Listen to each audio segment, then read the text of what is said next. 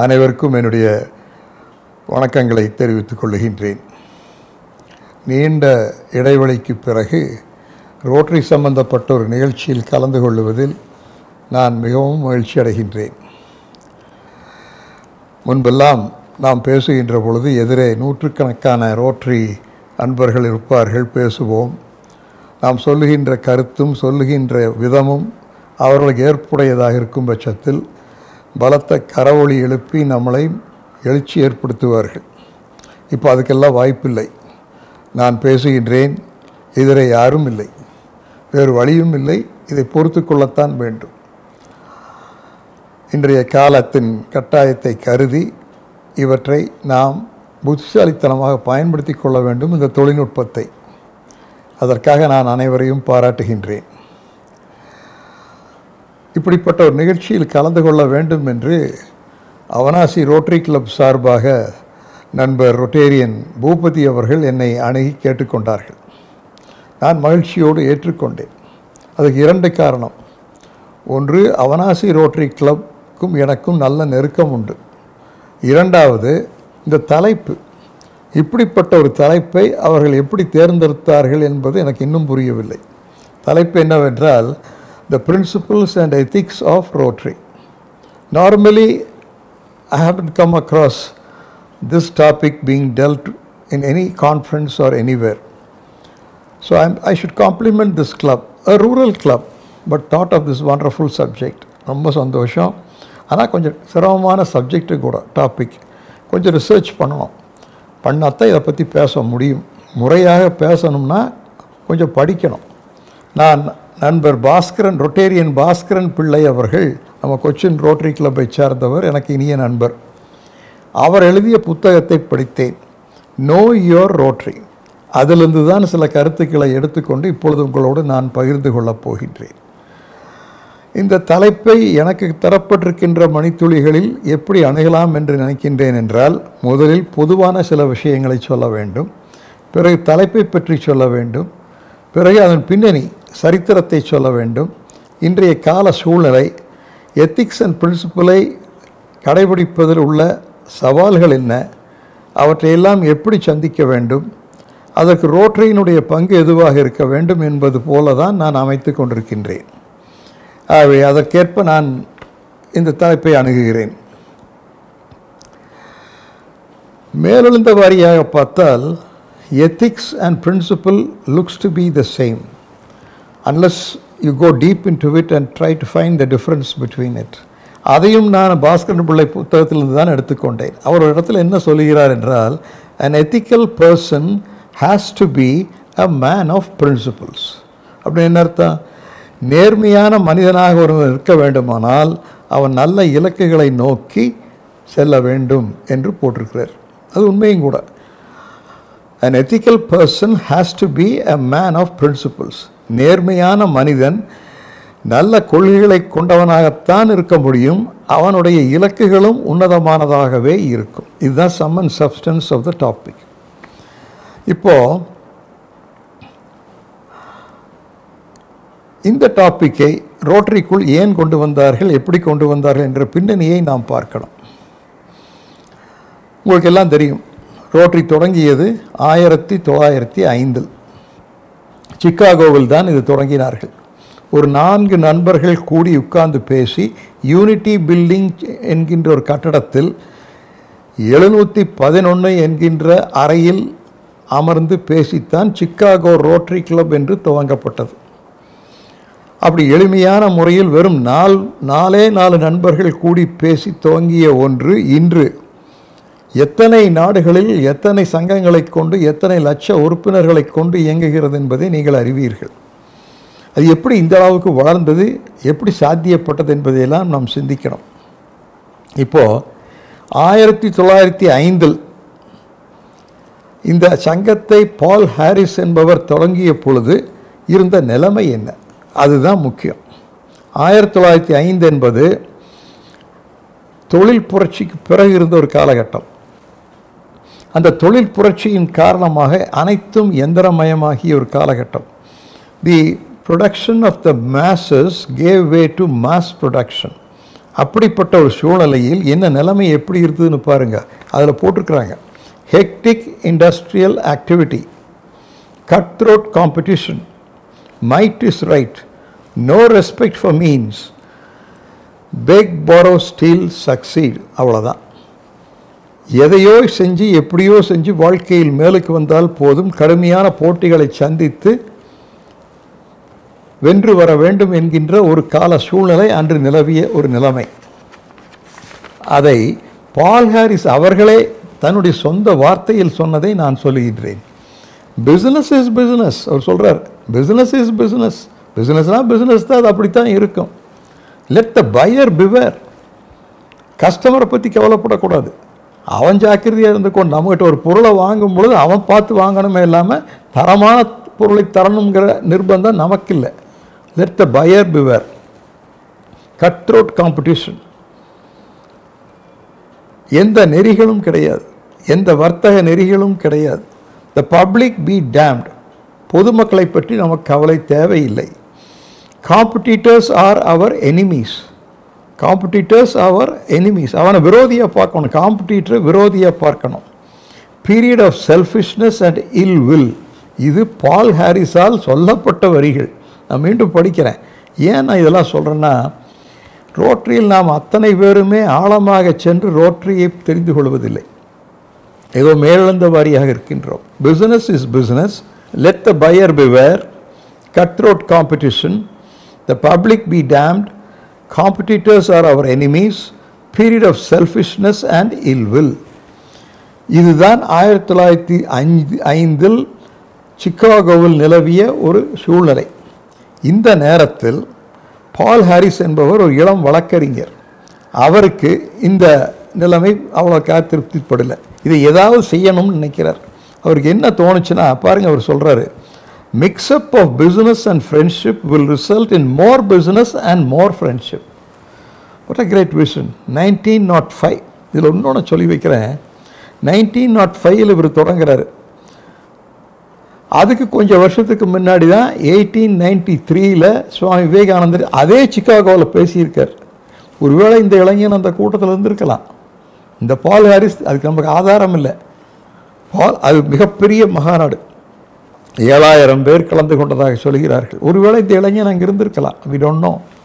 So he felt mix-up of business and friendship will result in more business and more friendship. அப்படி என்ன, போட்டியாளர்களாக இருக்க வேண்டியதில்லை. நாம் ஒருவர் நம்பி கூட்டாக கூட செய்யலாம். நாம் அத்தனை பேரும் மேலுக்கு வரும், நட்பும் கூடும் என்று சொல்கிறார். இதில் இன்னொன்று என்னென்னா, இவ்வளவு நடந்துட்டு இருந்த நேரத்தில் சிக்காகோவில் ஒரு சேம்பர் ஆஃப் காமர்ஸ் கிடையாது. தொழிலையும் வர்த்தகத்தையும் நெறிப்படுத்துவதற்கு ஒரு அமைப்பை இருக்கலை எங்கே, சிக்காகோவில். அந்த சமயத்தில் இவருக்கு தோணுது, நாம் ஏதாவது செய்யணுமே. அப்படித்தான் இந்த 4 நண்பர்கள் கூடி பேசி இந்த ரோட்டரி உதயமானது. இப்போ நான் என்ன சொன்னேன்னா, what was the compelling factors that drove Paul Harris to find Rotary. எதுக்கு ரோட்டரின்னு ஒன்று வேணும்னு அவர் நினைச்சார்னா இதுதான் காரணம். அப்புறம் பால் ஹாரிஸ் தொடங்கிய பொழுது அதனுடைய த்ரஸ்ட் ஏரியாவாக இருந்ததே பிரின்சிபிள்ஸ் அண்ட் எத்திக்ஸ் தான். இவ்வளோ நாளாக நாம் ஏன் இந்த தலைப்பை அதிகம் பேசலையோ தெரியல. ஒரு சங்கத்தில் ஒரு உறுப்பினர் தான் இருக்கணும், ஒரு தொழில் சம்பந்தமாக. இப்போ டெக்ஸ்டைல்னால் ஒருத்தன் தான் இருக்கணும், இன்னொரு துறைனா ஒருத்தன் தான் இருக்கணும். காரணம், கிளப்புக்குள்ளே காம்படிஷன் வந்துடக்கூடாது என்கின்ற காரணத்துக்காக அதை செய்தார். 1906 1905 தொடங்கினார். 1906 பால் ஹாரிஸ் அவர்களே கைப்பட எழுதினதை சொல்கிறேன். 2 இலக்குகளை தான் தர்றார். Promotion of business interest, promotion of good fellowship. These are the only 2 simple objectives Paul gave to Rotary. Promotion of business interest ஒன்று, ப்ரொமோஷன் ஆஃப் குட் ஃபெலோஷிப். இவ்வளோ எளிமையாக தான் அவர் சொல்லியிருக்கார். ஆனால் இது காலப்போக்கில் மாறிச்சு. 1912 அந்த கன்வென்ஷனில் மாடல் கான்ஸ்டிடியூஷன் வாஸ் ப்ரெசன்டட். ரோட்டரிக்கு ஒரு கான்ஸ்டியூஷனை தயார் செய்து 1912 கன்வென்ஷனில் அதை சமர்ப்பிக்கிறாங்க. அதனோட அப்போ இலக்கு பாருங்க இன்னும் கொஞ்சம் விரிவாகுது. To encourage high ethical standards in business and profession. இப்போ தெளிவாயிடுது. முதல்ல ரொம்ப வேகா இருந்தது, இப்போ ரொம்ப ஃபோக்கஸ்ட் பண்ணிட்டு அவரே பண்ணுறாரு. To encourage high ethical standards in business and profession அப்படி கொண்டு வர்றார். பிறகு 1915 சான் பிரான்சிஸ்கோவில் நடந்த கன்வென்ஷனில் த கோட் ஆஃப் எத்திக்ஸை கொடுக்குறாங்க. See how it develops. பிறகு 1932 ஹெர்பர்ட் டெய்லர் என்பவர் தான் இந்த 4-way டெஸ்ட்டை 24 வார்த்தைகளை கொண்ட 4-way டெஸ்ட்டை 1932 தந்தார். இப்போ எத்தனை வருஷம் ஆச்சு?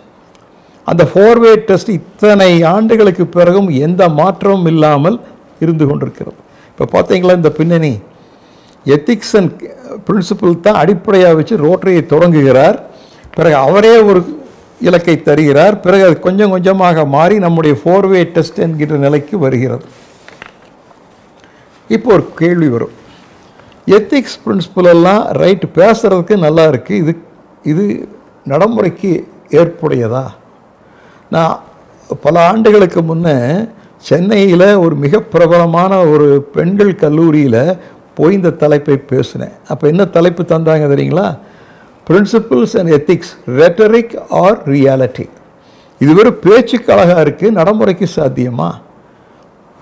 பிரின்சிபிள்ஸ் எத்திக்ஸ் எல்லாம் வச்சுட்டு தொழில் பண்ணால் தொழிலில் ஜெயிக்க முடியுமா? அதுதான் அன்னைக்கு கொடுத்த தலைப்பு. ரொம்ப மெத்த படித்தவர்கள் இருந்த அரங்கத்தில் அது முடிஞ்சிருக்குதுன்னு நான் அதை அங்கே வலியுறுத்தி பேசினேன். அதை இப்போ உங்களோட நான் பகிர்ந்துக்கிறேன். It is not rhetoric, it is a reality.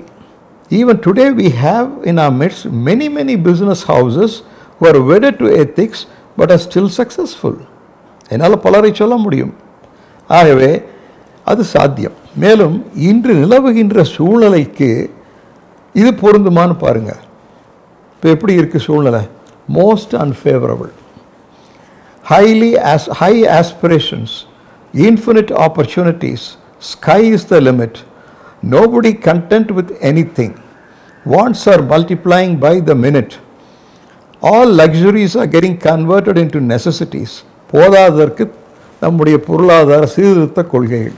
இப்போ இதை நான் சொல்கிறேன். இன்று உள்ள சூழலை என்னென்னா, வானமே எல்லைன்னு இளைஞர்கள் நினைக்கிறாங்க. எல்லாத்துக்கும் ஆசைப்படணும். என்ன வந்தாலும் எப்படி வந்தாலும் மனதில் ஒரு போதுங்கிற ஒரு உணர்வு வரக்கூடாது. எவ்ரி ஆஸ்பிரேஷன்ஸ் ஹவ் கான் அப். அதுக்கு தகுந்த மாதிரி வாய்ப்புகளும் பெருகிடுது. எங்கள் காலத்தில் அப்படி வாய்ப்புகள் இருக்கல. இன்றைய கால சூழ்நிலை எப்படின்னா, எத்தனை இருந்தாலும் போதாதுங்கிறான். ஆடம்பரங்கள் எல்லாம் அத்தியாவசியமாகி கொண்டு வருகிறது. தேவைகள் பெருகிவிட்டது. ஆகவே இந்த தேவைகளை பெற வேண்டுமானால், காம்படிட்டிவ் என்வாயன்மெண்ட்டில் ஜெயிச்சு வர வேண்டுமானால் எத்திக்ஸ் பிரின்சிபல் பேசிகிட்டு இருந்தால் முடியுமா? நியாயமான சந்தேகம். நீங்கள் இந்த தலைப்பு இன்றைக்கி அவங்க தந்திருக்காங்கன்னா பொருத்தமான தலைப்பு.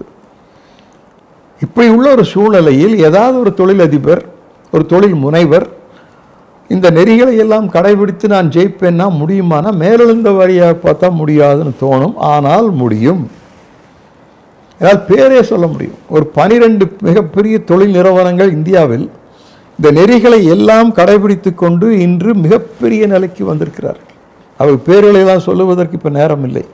ஆகவே அந்த சந்தேகம் கூடாது. இப்போ இதுக்கு தீர்வு என்ன? இதுக்கு என்ன தீர்வு? ஒரே வழி, தனி மனிதனை பொறுத்துத்தான் இருக்கிறது.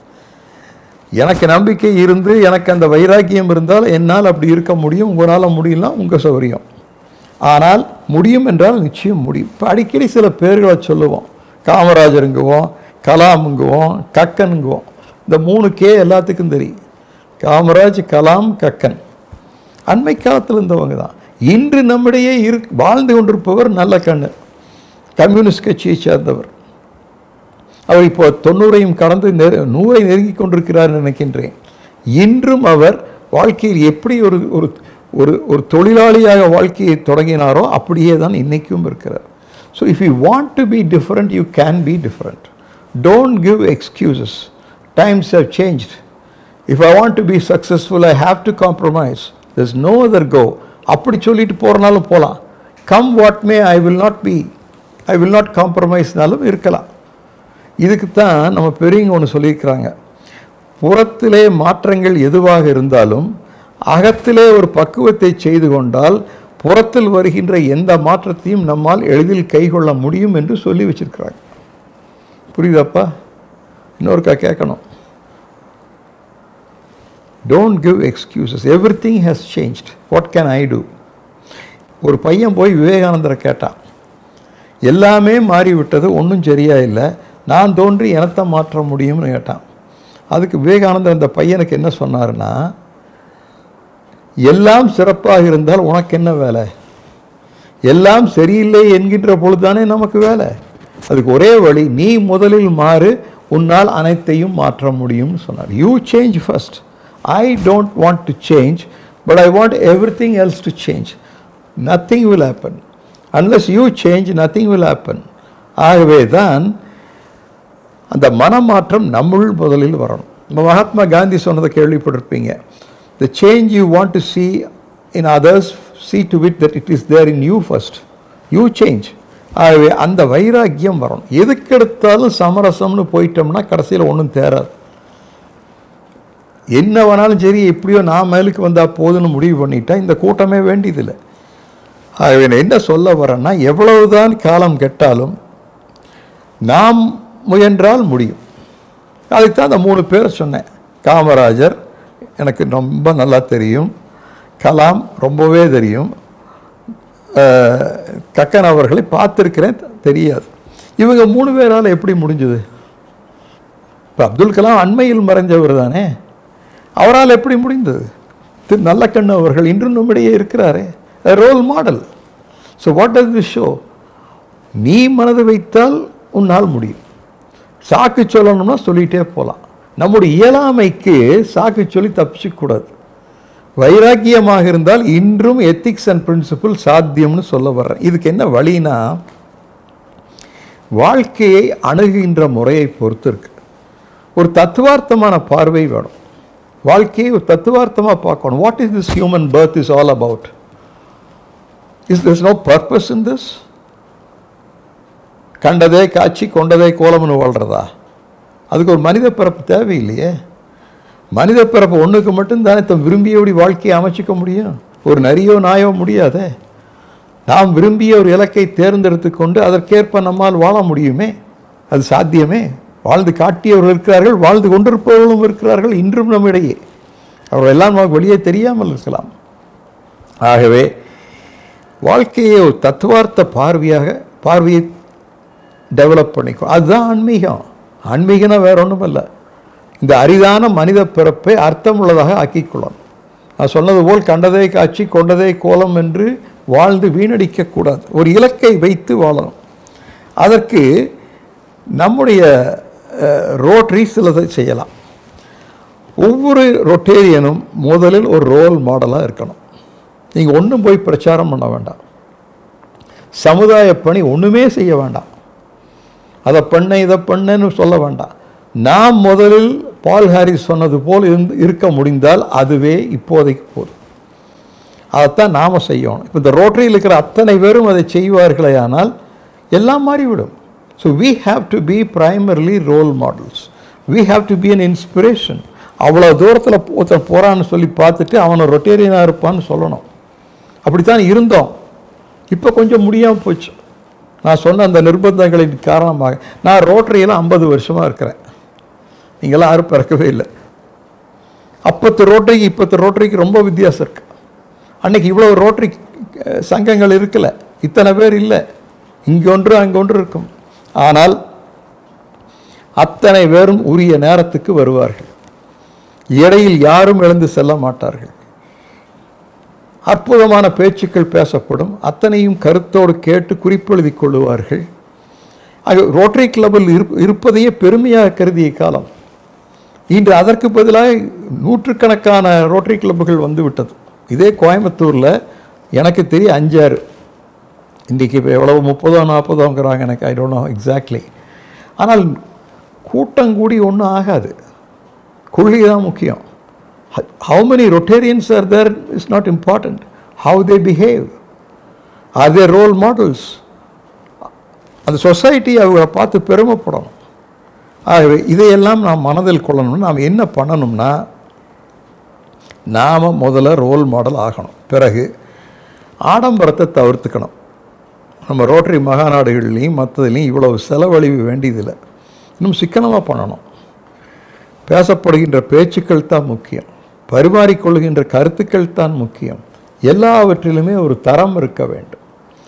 எத்திக்ஸ் அண்ட் பிரின்சிபிள்ஸ்னால் இதுதான். பங்க்சுவாலிட்டி, ஒரு குறிப்பிட்ட நேரத்துக்கு ஒரு இடத்துக்கு போகணும்னா போய் சேரணும். அவங்க எப்போவோ கூட்டத்தை ஆரம்பிக்கிட்டோம், நாம் போய் நிற்கணும். அப்படி எல்லாம் சில அடிப்படை தத்துவங்களை நாம் எடுத்துக்கொள்ள வேண்டும். நான் சொன்னது போல் தேவைகளை குறைத்து கொள்ளணும். குறிப்பாக இளைஞர்களுக்கு சொல்கிறேன், ரொம்ப செலவு. இப்போ எங்கள் காலத்துலலாம் படிக்கிறதே சிரமம், படித்தா உடனே வேலை கிடைக்காது. இப்போ உங்களுக்கெல்லாம் கேம்பஸ்லேயே வேலை கிடைச்சிருது. பணத்தினுடைய அருமை தெரியறதில்ல, யாரையும் மதிக்கிறதில்ல, செலவு அதிகமாக. அதையெல்லாம் நாம் எடுத்து பள்ளிகளிலும் கல்லூரிகளிலும் ரோட்டரி போய் சொல்லணும்.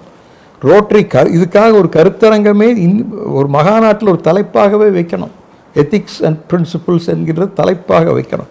தேவைகளை குறைச்சிக்கணும். இப்போ கக்கன், கலாம், காமராஜன் சொன்னனே, அவருடைய தேவையெல்லாம் மிகவும் ஒரு அளவோடு இருந்தது. மிகவும் சிக்கனமாக இருந்தார்கள், எளிமையாக வாழ்ந்தார்கள். அதை இப்பொழுது நம்மால் முடியுமா என்பதை நாம் பரிசீலிக்க வேண்டும். நம்முடைய தேவைகளை குறைத்து கொள்ள வேண்டும். நாம் இருக்கின்ற வீடோ, போகின்ற காரோ, போட்டிருக்கின்ற அணிந்திருக்கின்ற உடையோ நம்மை உயர்த்தி விடாது.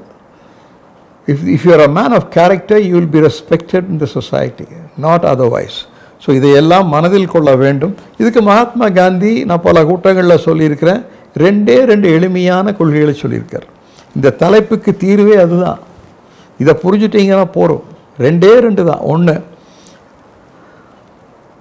Simple living, high thinking. இரண்டாவது, ends do not justify the means. Simple living, high thinking, எளிமையான வாழ்வு, உயர்வான சிந்தனை. ends do not justify the means. ஒன்றை சாதித்தால் மட்டும் போதாது, அதை சாதிப்பதற்கு கையாண்ட மார்க்கமும் உன்னதமாக இருக்க வேண்டும் என்று மகாத்மா சொன்னார். அதையெல்லாம் விட்டுட்டுமே ஐயா. அதனால தான் இன்றைக்கி தான் சிரமம். தினமும் பத்திரிகையை விரித்து பார்த்தால், அதில் வருகின்ற செய்திகளை பார்த்தால், இது இந்தியாவா என்கிற சந்தேகம் நமக்கு வரக்கூடிய அளவுக்கு நிலைமைகள் மாறிப்போச்சு. இத்தனைக்கும் காரணம் என்ன? இந்த தேவைகளை அதிகப்படுத்தினது தான், பேராசை. இந்த இயற்கையிலே இவ்வளோ ஒரு சிரமம் வந்ததுக்கு, இந்த கொரோனா வந்ததுக்கும் கூட அதுதான் காரணம். வாழ்க்கையில் எந்த நெறிகளுக்கும் மரியாதை தராமல் சாதிச்சால் மட்டும் போதுமே என்று பேராசைப்பட்டு அலைந்ததன் காரணமாக இந்த விளைவுகள் எல்லாம் வந்து சேர்ந்திருக்கின்றது.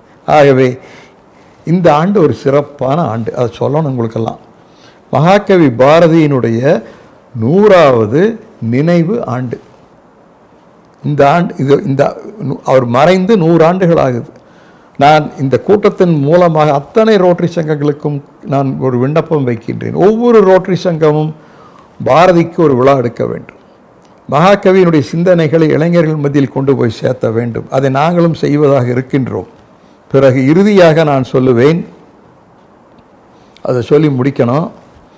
கொஞ்சம் வித்தியாசமாக இருப்பது என்பது சிரமம். நான் இளைஞர்கள் என்கிட்ட கையெழுத்து கேட்டால் நான் 2 எழுதி தருவேன். Think differently, act courageously. Think differently, act courageously.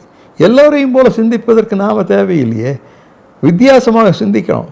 சிந்திச்சா மட்டும் போதாது, அதற்கேற்ப துணிச்சலாக வாழவும் தெரியணும். இதை செய்தால் முடிந்தது. இதைத்தான் நாம் ரோட்டரியின் மூலமாக கல்லூரியாக போய் பேசணும். மாணவர்கள், இளைஞர் இடத்துல ஒரு கோளாறும் இல்லை. சொல்ல வேண்டியது நாம் சொல்லலை. they are not to be blamed. We didn't tell them all these values, what it is to be a human being, how he has to live. சொல்லவே இல்லையே. ஸோ நாம் இப்போ செய்ய வேண்டியது, ரோட்டரி கிளப்பின் மூலமாக முதலில் நாம் ரோல் மாடலாக இருக்கணும். ஒன்று. இரண்டாவது, நம்முடைய செலவுகளை எல்லாம் குறைத்து கொண்டு ஆடம்பரத்தை குறைத்து கொள்ள வேண்டும்.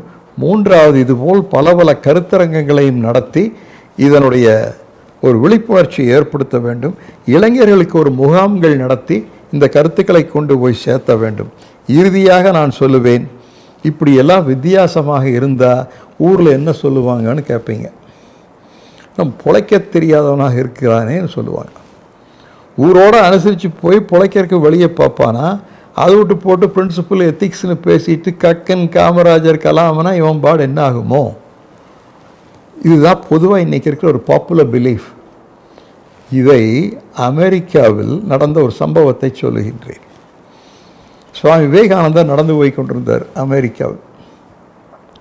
அப்பொழுது அவர் அணிந்திருந்த உடையை பார்த்து கொஞ்சம் அவர் அமெரிக்கா வீதியில் இப்படி ஒருத்தர் போனால் எப்படி இருக்கு? காவி உடையில் ஒரு திலப்பாயோட போனால் தமாஷா தான் இருக்கு. ஸோ சில இளைஞர்கள் அவர் கேலி செய்தார்கள், பார்த்து சிரித்தார்கள். அதுக்கு விவேகானந்தர் சொன்ன பதில் இந்த டாப்பிக்கினுடைய சாரம். People laugh at me because I am different, but I laugh back at all of them because they are all the same. Look at this. Every Indian has to be proud of this. No other saint will have the guts to tell a gathering in America, in a public road, people laugh at me because I am different, but I laugh back at all of them because they are all the same. என்னை பார்த்து சிரிக்கிறீர்கள், நான் வித்தியாசமாக இருக்கின்றேனே என்று. ஆனால் உங்களை பார்த்து நான் வருத்தப்படுகின்றேன், அத்தனை பேரும் ஒரே போல் இருக்கிறீர்களே என்று. மனிதனாக பிறந்து வந்தது வித்தியாசமாக சிந்திப்பதற்கும் துணிச்சலோடு செயல்படுவதற்கும் நல்ல நெறிகளையும் கொள்கைகளையும் கடைபிடிப்பதற்கும். அவை அனைத்தையும் சமரசம் செய்து கொண்டிருந்தால் உங்களை பார்த்து நான் வருத்தப்படுகின்றேன் என்று சொன்னார். ஆகவே எத்திக்ஸ் அண்ட் பிரின்சிபிள் என்பது நடைமுறைக்கு சாத்தியமானதே. அதை செய்ய வேண்டுமானால் நம்முடைய அகத்திலே ஒரு பக்குவத்தை நாம் பெற வேண்டும். சாக்கு போக்கு சொல்லி தப்பித்து கொள்ளக்கூடாது. முயன்றால் சாத்தியம் என்பதை உணர்த்த வேண்டும். அதற்காக கொஞ்சம் ஆன்மீகத்தில் கொஞ்சம் ஈடுபாடு வேண்டும். சுவாமி விவேகானந்தர் போன்ற அரிய பெரிய மனிதர்களுடைய கொள்கைகளை எல்லாம் தெரிந்து கொண்டு இந்த அரிதான மனித பிறப்பை அர்த்தமுள்ளதாக ஆக்கிக் கொள்ள வேண்டும். குறிப்பாக ரோட்டரியில் இருக்கின்ற நமக்கு பெரும் பொறுப்பு இருக்கின்றது. நான் அத்தனை ரோட்டரி நண்பர்களையும் விரும்பி கேட்டுக்கொள்ளுவேன், ரோட்டரியினுடைய வரலாற்றை தெரிந்து கொள்ளுங்கள். எதற்காக இந்த ரோட்டரி என்கின்ற ஒன்றை தோற்றுவித்தார்கள்? அது இந்த 80-90 ஆண்டுகளில் 100 ஆண்டுகளுக்கும் கடந்து இன்னும் அது இருக்கிறது என்றால் அதற்கு காரணம் என்ன? இனியும் செய்ய வேண்டியது என்ன? அது எவ்வளவு சிரமமானாலும் செய்ய வேண்டும் என்று உறுதி எடுத்துக்கொள்வதற்கு இது ஒரு சந்தர்ப்பமாக இருக்க வேண்டும் என்பதுதான் நான் விரும்புவது. மீண்டும் என்னுடைய நண்பர்களுக்கு, அவனாசி ரோட்டரி கிளப்காரர்களுக்கு என்னுடைய நன்றியை சொல்லிக்கொள்ளுவேன். அற்புதமான தலைப்பில் ஏற்பாடு பண்ணி அதில் பேசுவதற்கு எனக்கும் ஒரு வாய்ப்பு தந்ததற்கு மிகவும் என்னுடைய நன்றியை சொல்லிக்கொண்டு, நிலைமைகள் எல்லாம் மாறின பிறகு இன்னும் பல சந்தர்ப்பங்கள் இது போன்ற தலைப்புகளை பேச வேண்டும் என்று கேட்டுக்கொண்டு, ரோட்டரியினுடைய புகழுக்கு ஏற்ப நாம் வாழ வேண்டும். கொஞ்சம் சிரமமான ஒன்று தான். இந்த பின்னை குத்திட்டா, பின்ன தெரியுதாப்பா, இந்த பின்னை குத்திட்டா பொறுப்பு அதிகம். இந்த பின்னை குத்திட்டா, to become a Rotarian is the easiest. To be a Rotarian is extremely difficult. You got to sacrifice a lot. I am in Rotary for 50 long years. I am what I am today all because of this. When you wear this pin, you got to be very serious. You can't be casual and fool around, because this means a lot. This means a lot. It is there in more than 160 countries. In lakhs of people are in Rotary. ஆகவே நமக்கு பொறுப்பு ரொம்ப அதிகம் என்று கூறி இந்த கருத்தரங்கத்தில் கலந்து கொள்ள வாய்ப்பு தந்ததற்கு என்னுடைய நன்றியை தெரிவித்து அனைவருக்கும் என்னுடைய வணக்கத்தை சொல்லி விடைபெறுகின்றேன். வணக்கம்.